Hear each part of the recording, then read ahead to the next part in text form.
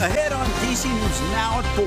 Well, DMV First Warn Day as we head through your Friday night. We are going to be tracking the potential of storms that's going to be providing some flooding. So keep it here. We'll have a full breakdown of this forecast up next. Preps for Saturday's military parade continue. It just seems like a lot of showing off for no real good reason that I can think of. While we do appreciate celebrating the military, I think that's important.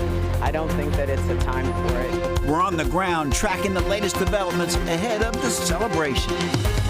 A new interim superintendent for Prince George's County Public Schools, while locals say change is needed within the school system after the last leader stepped down. Also, as we head into the dog days of summer, how to keep your pets protected from the heat. And today's What's Going Around. Virginians could get a check for some unclaimed cash. How you can check for money owed through property. You're watching the station covering all of the DMV. This is DC News Now. And thank you for joining us for DC News Now at 4. I'm Mark Hall. And I'm Tosin Fakile. It is a DMV First Warn Day with a wet start to Father's Day weekend. Let's get right over to meteorologist Brittany Ward with the first check on our forecast. Brittany, some concerns for later this evening? Yeah, you know, we are going to be tracking a few showers and storms, some of which could be producing some heavy downpours, causing for some flooding across the area. So any Friday night plans, just have the umbrella on hand and stay weather aware. Let's take a look at radar right now, showing you the wider picture closer to the district, holding on to mostly dry conditions. But as you head back off to the west, out towards the eastern panhandle of West Virginia, parts of Grant County, West Virginia right now are under flash flood warnings, all thanks to that storm slowly moving through that area. Then kind of zooming into radar, showing you Prince George's County. We are starting to see some light to moderate rainfall there, and then back off to the west, still holding on to those showers and storms. So again, overall, as we head through the rest of your evening, still going to be tracking that rain. The National Weather Service does have a flood watch in place for the DC metro area, parts of southern Maryland, as well as northern Virginia. This is going to go in effect tonight at 6 p.m., last until about 2 a.m. tomorrow morning. So again, if you see a flooded roadway, turn around, do not drown. Overcast skies, that's what we're seeing here in DC, but we'll start to see that rain begin to work its way as we head through your evening. Temperature wise, not looking bad. Stepping out the door, we're sitting in the 80s to even upper 70s across much of the region, but we'll start to see those temperatures fall as we head into the evening. So keep it here. Well, a full breakdown of the timing of those showers and storms and what to expect, guys, coming up. All right, Brittany, thank you. We'll check back in. Developing now, Israel launching a wave of strikes across Iran Friday, killing at least 3 top military officials. And right now, Iran responding with missile strikes of their own. Now, it's raising the prospect of an all-out war between the countries. Israeli Prime Minister Benjamin Netanyahu confirming that yesterday's attack was months in the making and was supposed to happen in April, but was postponed. The operation will continue for as many days as it takes to remove this threat.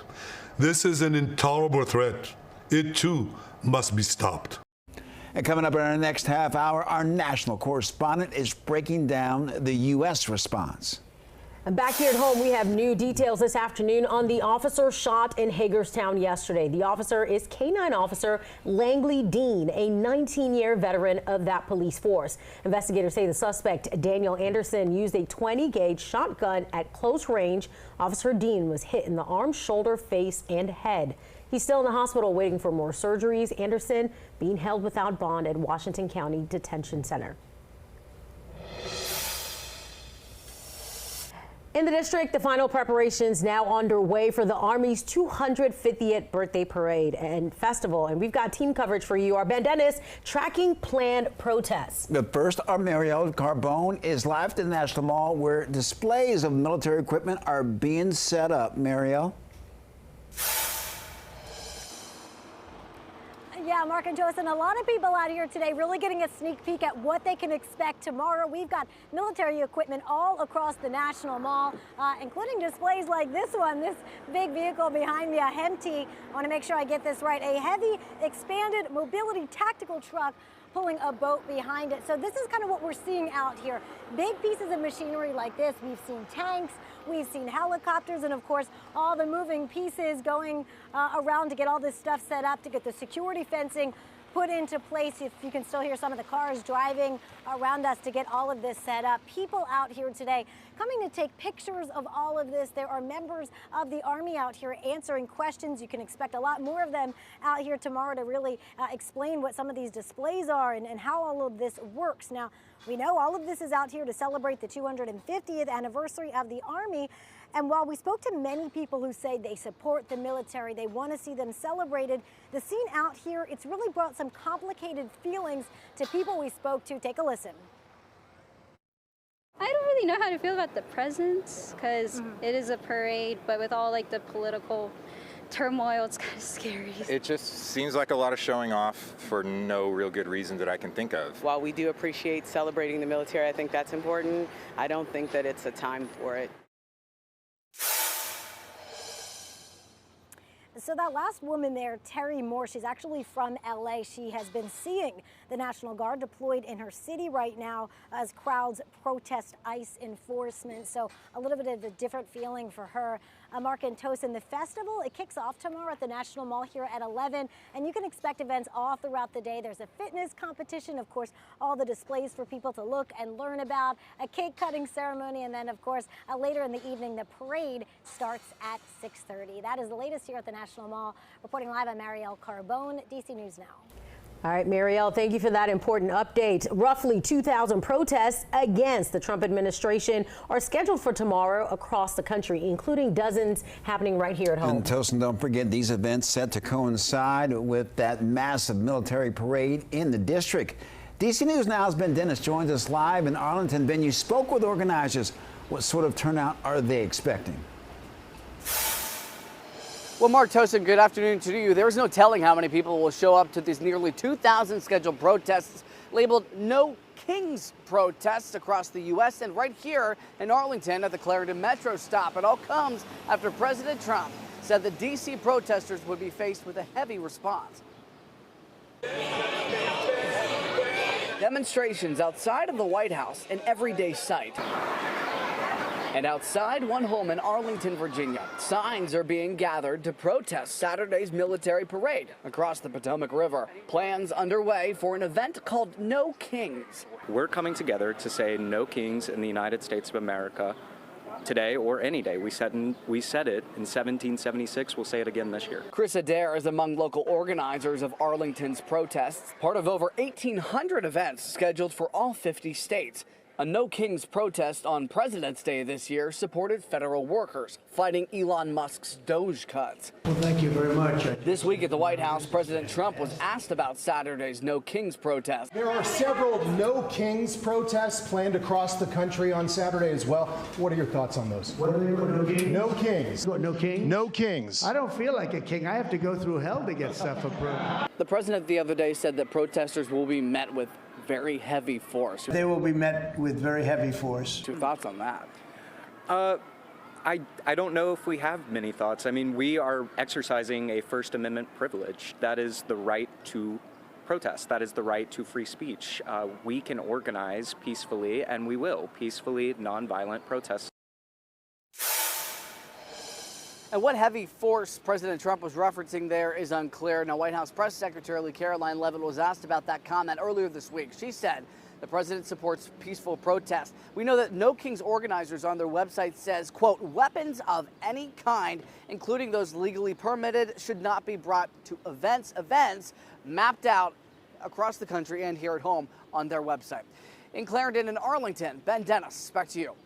Ben Dennis on top of that for us. Thank you. Meantime, Virginia Governor Glenn Youngkin responding to word of protest this weekend, saying, quote, Virginians have a sacred right to free speech and peaceful assembly. But I also want to be very clear. There will be absolutely zero toleration for the destruction of property, looting, vandalism, or violence of any kind. And take a look at your screen. Lots of road closures in effect for the parade. The newest ones you'll need to know all about.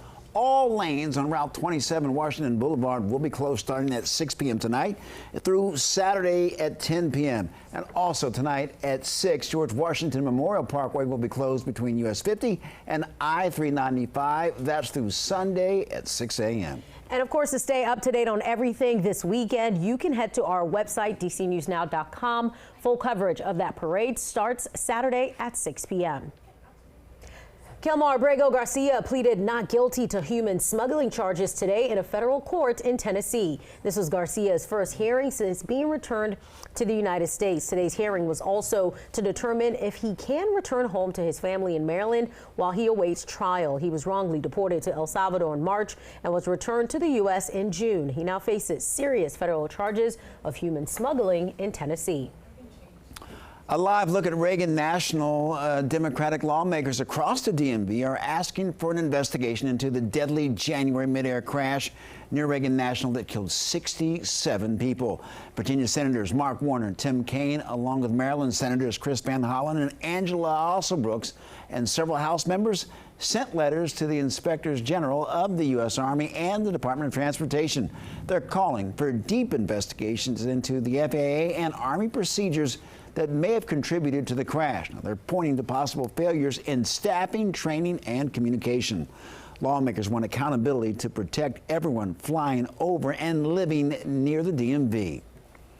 Meantime, a boil water advisory is still in effect for nearly 5,000 customers in the district. DC Water says they're now collecting samples in that area. Here's a map showing the areas impacted.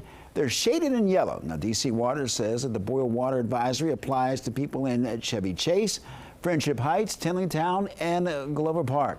Now, the power of the issue was at the pump station, causing low pressure, which can allow contamination to enter the system. And they say that this is a precaution due to the unknown quality of the water. And here are some guidelines from DC Water. Throw away drinks and ice made Thursday afternoon. Run cold water until it's clear. Bring water to a boil for 1 minute and then let it cool. DC Water says they expect the advisory to be lifted by the end of today. We'll pass along any updates on air and online, dcnewsnow.com. On the move, Metro says its entire fleet will be in automatic train operation starting this Sunday, June 15th. ATO will roll out on the blue, orange, and silver lines at that time. This development marks the first full return to ATO since 2009. Metro also returning to original speed of the system, up to 75 miles an hour.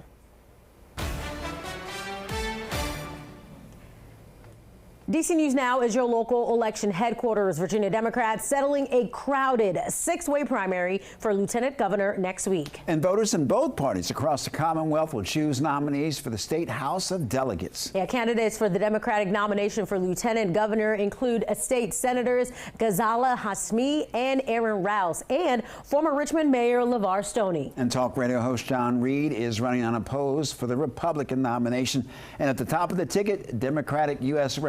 former U.S. Representative Abigail Spanberger and current Republican Lieutenant Governor Winsome Earl Sears. Yeah, they're both unopposed for their party's nominations for Virginia governor and will not appear on Tuesday's ballot. Now, for more on Tuesday's primaries, head to our website. That's dcnewsnow.com.